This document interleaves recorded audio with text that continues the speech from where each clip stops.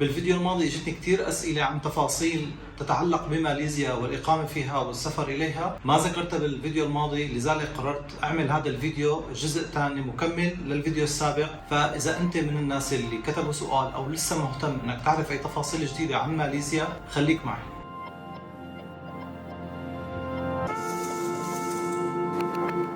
السؤال الاول من هيثم المصري، حاقرا الاسئله من الموبايل.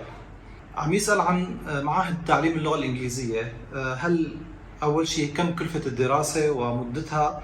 وهل ممكن أجي بفيزا سياحية وتستوفي مدة 90 يوم وبعدين حولها لفيزا دراسة من أجل كسب المدة إضافية؟ أول شيء نعم، معاهد اللغة الإنجليزية بتعطيك إقامة لكن لمدة 6 شهور وقابلة للتجديد مرة واحدة، لكن في مشكلة إذا أنت حابب تكسب وقت إضافي، بمعنى انك انت دخلت بفيزا سياحيه معك 90 يوم، بنهايه ال 90 يوم جيت تقدم على معهد اللغه الانجليزيه وبيقدموا لك على اقامه ل6 شهور، انك تكسب 3 شهور قبل و6 شهور بعد.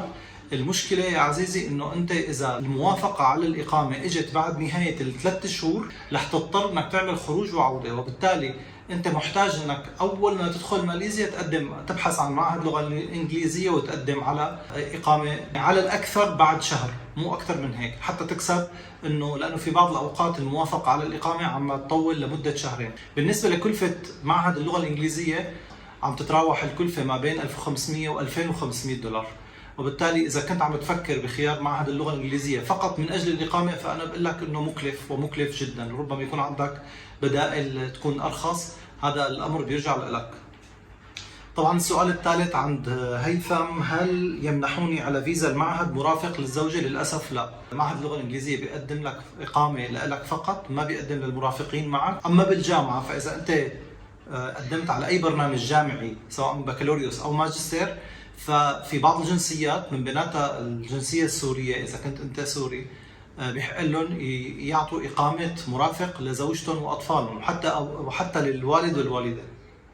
بالنسبة للشقق المفروشة وإيجاراتها للراغبين بالإقامة لمدة محدودة، فالأمر يعني موجود في مواقع البوكينج.com، الاير بي ام بي، غالبا رح تلاقي طلبك يعني بشيء مناسب مثل السوق وربما أفضل من السوق، فهذا أنا بدلك إنه يكون أفضل مرجع لك. وححط رابط الاير بي ام بي، احد الشقق اللي انا اخذتها عن طريق الاير بي ام بي، ححط رابطها بصندوق الوصف لمن يريد ان يستفيد من هذا. السؤال الثاني من نور الهدى، عم تقول هل الذي معه شهادة دراسة دكتوراه شريعة يستطيع أن يتوظف بالجامعات؟ يعني نظريا نعم، من الناحية العملية المنافسة شديدة جدا، والشروط اللي تضعها الجامعات لقبول مدرسين ومحاضرين جامعيين لديها صعبة جدا، لأنه تحتاج لغة إنجليزية وتحتاج أن تكون عندك إثبات، يعني عندك امتحان مثل الآيلتس أو التوفل يثبت مستوى لغتك في اللغة الإنجليزية. ثانيا تحتاج أن تكون صاحب خبرة طويلة جدا، لا يمكن أن تكتفي أبدا بوجود شهادة الدكتوراه، يجب أن يكون عندك خبرة تدريس عملية طويلة، ويجب أن يكون عندك اللغة الإنجليزية، ويجب أن يكون عندك كثير من المزايا اللي تقنع الجامعة أنك أنت لك الأولوية على غيرك، وما سوى ذلك فالأمر صعب جدا جدا. السؤال الرابع من رباب علي، هو في الحقيقة تعليق وليس سؤال، لكن أنا حبيت أيضا أعقب على هذا التعليق. عم تقول أخي في إقامة من السفارة تعطيك من سفارتك، ما أعرف إذا في عندكم من سفارة سوريا، لكن من السفارة اليمنية في إقامة من السفارة لمدة سنة تجدد سنويا. صحيح هذا الكلام، لكن هذا فقط يخص الجنسية اليمنية والسفارة اليمنية، هذا الأمر لا ينطبق على أي جنسية عربية أخرى أو غير عربية في حدود علمي واطلاعي. السؤال الخامس من سيرين قواس، عم تقول طيب شو وضع اللي معه جنسية أوروبية كمان نفس الصعوبات رح يواجه؟ نعم بالتأكيد رح يواجه نفس الصعوبات، ما في أي فرق بين أي جنسية وأخرى بالنسبة للإقامة، لأنه مثل ما بنعرف ماليزيا من ناحية الفيزا ما بتفرض فيزا على كثير من الدول، هذا الشيء اللي بيجعل الجنسية الأوروبية وغيرها سواء بالنسبة لماليزيا، بالنسبة لدخول ماليزيا، ولكن بالنسبة للإقامة في الأمر أيضا سواء بالأساس. يعني إن شاء الله تكون جنسية أمريكية، وحتى مو بس بماليزيا أو بأي دولة بالعالم، بعد انتهاء المدة اللي بتعطيك إياها فيزا السياحة أو الدخول اللي بدون فيزا، غالبا بيكون محدود بشهر، ب30 يوم، ب90 يوم، أقصاها سنة.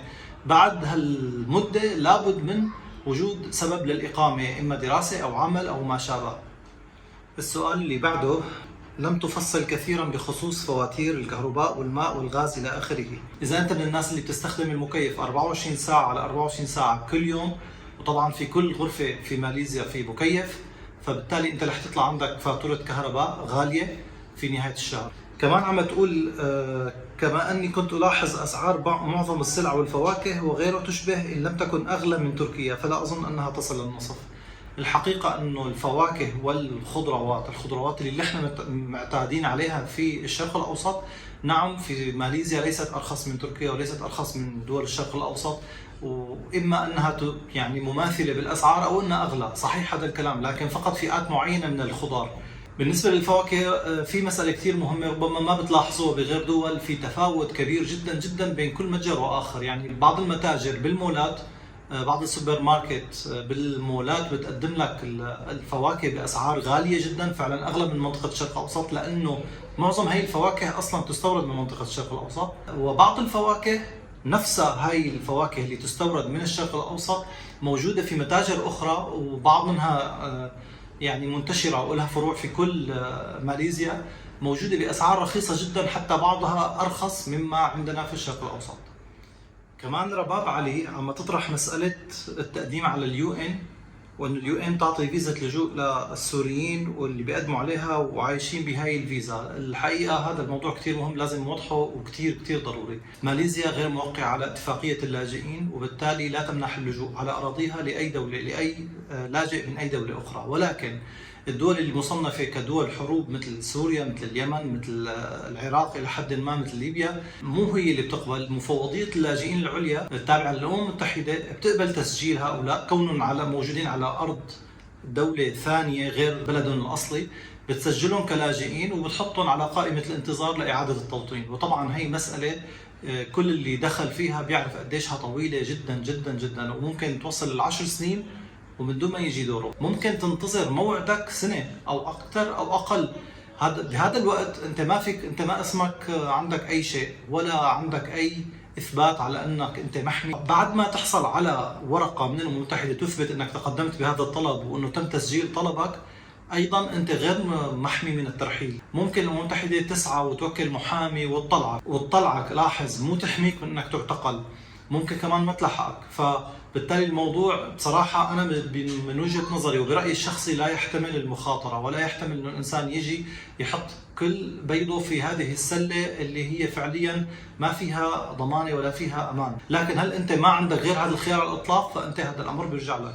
سؤال آخر أو تعليق آخر بيقول يا ريت تحكينا عن موضوع الجامعات. النقطة اللي عم يبحث عنها، سمعت إنه إذا درست بماليزيا بيعطوني إقامة بس ما بقدر أعمل حساب بنك لأنه سورية. هل هذا الشيء صحيح ولا لا؟ هلا أنا بفضل بشجع أي حدا بده يسجل بشكل جدي بأي جامعة انه يتراسل مع الجامعه بالايميل. كل الجامعات بتتجاوب بالايميل وبترد بشكل رسمي. لازم تسال جامعتك عن كل هي التفاصيل، لانه هون بماليزيا كل شيء مرتبط بجهه العمل او جهه الدراسه. بالنسبه لحسابات البنك للسوريين، نعم في صعوبه. كثير من البنوك، ربما اغلب البنوك، عم تمنع فتح حسابات حتى لو كان الشخص عم يشتغل بمؤسسة مرخصة قطاع خاص، وكمان ما عم تقبل إلا في يعني قلة قليلة من البنوك. أما بالنسبة للطلاب يعني في صعوبة، لكنه ما بالصعوبة المتخيل. ممكن بنك يرفض وبنك يقبل، فبالتالي الخيارات موجودة. سؤال آخر من سلمى سلومة عم تسأل عن إقامة الطالب. عم تقول أنا إذا مثلا حبيت سجل بجامعة في شيء من أجل فقط استصدار الإقامة، مو مشان تدرس بالجامعة، هل في شيء رخيص؟ نعم، في برامج نوعا ما تعتبر رخيصة مقارنة بغيرها إذا أنت فقط طلبك هو الإقامة. والطريقة الأفضل مبدئيا هي أنك تتواصلي مع مكاتب تسجيل الطلاب أو مكاتب المسؤولة عن الربط بين الطلاب وبين الجامعات، لأنه تعطيكي أحيانا خيارات متعددة. أفضل ما الواحد يضل يبحث بنفسه. وعم تسأل كمان إذا أنا أخذت هي إقامة الطالب بقدر أشتغل عليها. بصراحة أنا ماني متأكد، لكن اللي بعرفه إنه الطالب ما بحق له يشتغل إلا مدة ساعات محددة، بتجي ربما نصف دوام أو يعني دوام جزئي أو نصف عدد الساعات المسموح للي بياخذ إقامة عمل إنه يشتغلها. كم تكلف؟ صراحة كلفة الإقامة، استصدار الإقامة، أغلب الجامعات عم تطلب تقريبا ما لا يقل عن 3500 ل 4500 رينجت، يعني ما بين 700 ل 1000 دولار. فهي فقط رسوم الإقامة، نحن ما بنحكي لسه عن الرسوم الأخرى. فبالأخير ممكن الواحد بأرخص المستويات يضطر انه يدفع، اذا هو بس عم يبحث عن اقامة طالب، بس عن الاقامة ما بيهمه يدرس، فحيسجل بأرخص برنامج وياخذ اقامة بأرخص تكلفة ممكن ما توقف عليه بأقل من $2500. تعليق او سؤال اخر عم بيقول: بهمنا نعرف رأيك بعد التجربة، مين احسن تركيا ولا ماليزيا للحياة؟ بصراحة سؤال كتير كبير وعندي جواب له، لكن لا يحتمل انه انا اجاوب على هذا السؤال بهالسرعة. ممكن نخصص فيديو للمقارنة بين ماليزيا وتركيا. سؤال كمان من ليلى علي عم تقول سؤال كثير مهم صراحة. عم تقول بالنسبة للناس اللي في المعاش، يعني متقاعدين، يعني عندهم راتب تقاعدي، وغالبا هدول الناس بيقول لك انا ماني مضطر ضل قاعد بالبلد اللي عم باخذ منها الراتب، ممكن بحث عن دولة رخيصة وحلوة وهادئة وعيش فيها على راتب التقاعد بطريقة افضل من البلد اللي انا كنت عايش فيها. هذا معنى هذا السؤال. فهل ممكن للناس اللي في المعاش يكون لديهم إقامة دائمة يعني في ماليزيا؟ وماذا عن التأمين الصحي لهؤلاء؟ الحقيقة أنه هدول العالم تستهدفهم ماليزيا ببرنامج اسمه ماليزيا بيتي الثاني، فاتحت لهم الباب، لكن للأسف شروط صعبة جدا جدا. بدك يكون معك على الأقل $200,000 تحطهم بالبنك بحساب بالبنك، وتقول أنا ما حأسحبهم من هون ل5 سنين، وبهالطريقة بيعطوك إقامة 9 سنوات وشوية مزايا. هي طبعا إقامة دائمة، نعم دائمة، لكن مو دائمة تماما، يعني بعد 9 سنين محتاج أنت تجدد إذا كنت بدك تجدد. سؤال مهم من فريال حناوي عم تقول ممكن تعطيني فكرة عن الرواتب ومتوسطها للأعمال الحرة من مطاعم ومهن؟ طبعا أغلب الشباب العرب وخاصة العزاب اللي عم يجوا على ماليزيا عم يشتغلوا بهي المهن تحديدا، اللي هي المطاعم والبقالات العربية وما شابه. الحقيقة أنه للأسف الرواتب يعني سيئة جدا جدا. وهذا الكلام مو بناء على رؤيتي الشخصية، بناء على رؤية معظم هدول الشباب، معظم هدول العاملين في هاي المجالات، لأنه بالغالب عم ياخذوا ما بين 2000 ل 3000 رينجت، يعني ما بين تقريبا 400 ل 700 دولار تقريبا او اقل شوي. لو كان عائله وبده يشتغل على هذا الراتب فابدا لا يمكن انه يكفيه ولا حتى نصف تكلفه المعيشه. تتفاوت الامور حسب نمط معيشته للانسان.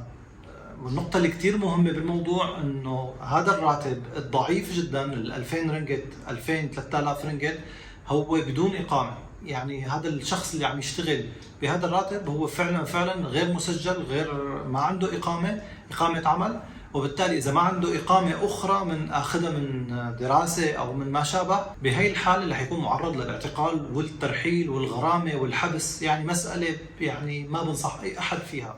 سؤال عم بيقول بدنا تكلفة الطلعة على الشخص من تركيا لماليزيا كم؟ الحقيقة هذا الأمر بيرجع لتكت الطيارة، عم بيكون غالبا يتراوح حول $700، 600 $700. والفكرة إنه هذا الكلفة لتكت الطيارة ذهاب وعودة، مو بس ذهاب. موظف الجوازات في المطار أول شغلة بيسألك عنها تكت الطيارة، بيشوف تكت الطيارة، بيشوف عندك عودة بيقول لك تفضل، بيختم لك بيقول لك فوت، طبعا مع إجراءات أخرى. يعني ممكن يسألك قديش معك مصاري كاش، إذا معك ورجيه، ممكن يسألك إذا في عندك حجز فندقي. هي الأشياء حسب مزاج الموظف، يا بيسألك عنها يا أما لا. بس الشغلة المليون بالمية بده يسألك عنها هي تكت العودة.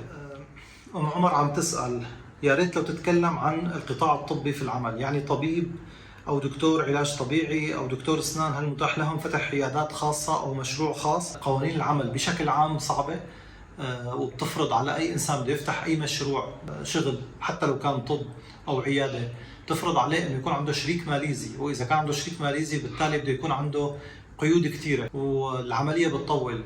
هلا مسألة ترخيص الشهادة والحصول على رخصة مزاولة المهنة في ماليزيا، كل هاي الأمور أنا ما عندي فكرة عنها. ومعروف في كل دول العالم مزاولة مهنة الطب بكل مستوياتها بيتطلب متطلبات إضافية ما موجودة بغير مجالات من العمل. سؤال كمان عم بيقول: عندي استفسار، ممكن أعرف تكلفة أول سكن سكنته فيه، وكمان سعر وموقع السكن الحالي؟ أنا ححط رابط السكن اللي سكنته قبل والسكن اللي أنا ساكن فيه حاليا في صندوق الوصف، لحتى تاخذوا فكرة عن طبيعة الشقق المفروشة للأجار، خاصة للسياح اللي جايين يستأجروا أسبوع، 15 يوم، شهر بالكثير. آخر سؤال وبنختمها من عند إخواننا الحلاقين. عم بيقول أخي: مشروع الحلاق شقد بيكلف وشقد الحلاقة عندكم؟ الحقيقة أنا شقد بيكلف ما بعرف، ما عندي فكرة. الأمر بحاجة إنه كل إنسان يعني اي واحد بده يستثمر بمساله معينه ببلد بعيد عنه وما بيعرف عنه شيء، اول شغله لازم يعملها لازم يتواصل مع ناس عم يشتغلوا نفس الشغله في هذا البلد. هذا افضل طريقه انك تعرف المعلومه الصحيحه والدقيقه والمفيده لك. قديش كلفة الحلاقة؟ بصراحة هون في تفاوت كبير، لكن الحلاقة مكلفة غالية. هي واحدة من الأشياء اللي تعتبر هون غالية، اللي هي الحلاقة. حلاقة الرجالي، الحلاقة النسائي ما بعرف. الحلاقة الرجالي تقريبا عم تكون حوالي 50 رنجت. 50 رنجت يعني تقريبا 12 دولار. وهيك بكون وصلت معكم لنهاية الفيديو. بتمنى إذا عجبكم أو استفدتوا من أي معلومة تحطوا لايك وتشتركوا بالقناة. إذا عندكم اقتراح اني احكي عن اي بلد او اي وجهة سفر او اي موضوع انتم حابين تسمعوا رايي فيه، اكتبوا لي بالتعليقات، وانا مثل ما عملت بهذا الفيديو رح جاوبكم باذن الله وما رح اقصر. الى اللقاء.